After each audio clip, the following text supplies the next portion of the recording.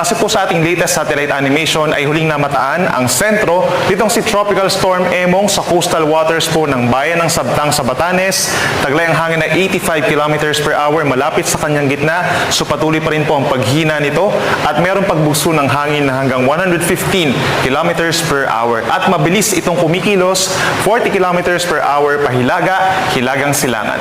Samantala, meron din tayong minomonitor na dalawa pang bagyo sa labas ng ating area of responsibility.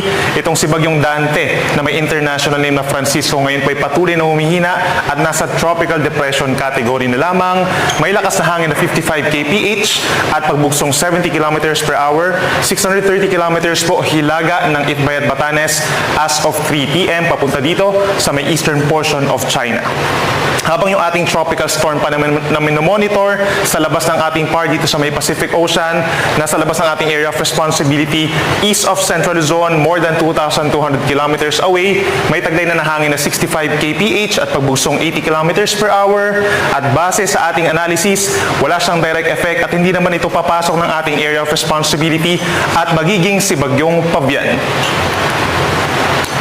Base naman po sa pinahon track na pag-asa regarding dito kay Bagyong Emong, inaasahan po na magiging mabilis ang pagkilos ito sa susunod na 24 oras. Kaya naman po, posibleng lumabas na rin ito ng ating Philippine Area of Responsibility bukas ng tanghali or sa hapon. Kapansin-pansin din po ang unti-unting paghina pa nito, possible bukas as a tropical depression bago siya lumabas ng ating Area of Responsibility habang binabagtas po ang hilagang bahagi ng Philippine Sea. Meron pa rin po itong epekto sa ngayon, direktang epekto sa malaking bahagi po ng Northern Luzon, yung malalakas na hangin at mga pag-uulan. Subalit mamayang gabi, unti-unting mababawasan na yung epekto dito sa may dulong bahagi ng Northern Luzon. Base naman po sa ating Tropical Cyclone Threat Potential Forecast, itong si Bagyong Rosa nga po ay kikilos pahilaga habang nandito sa may Pacific Ocean, going to the northern portion of Pacific Ocean.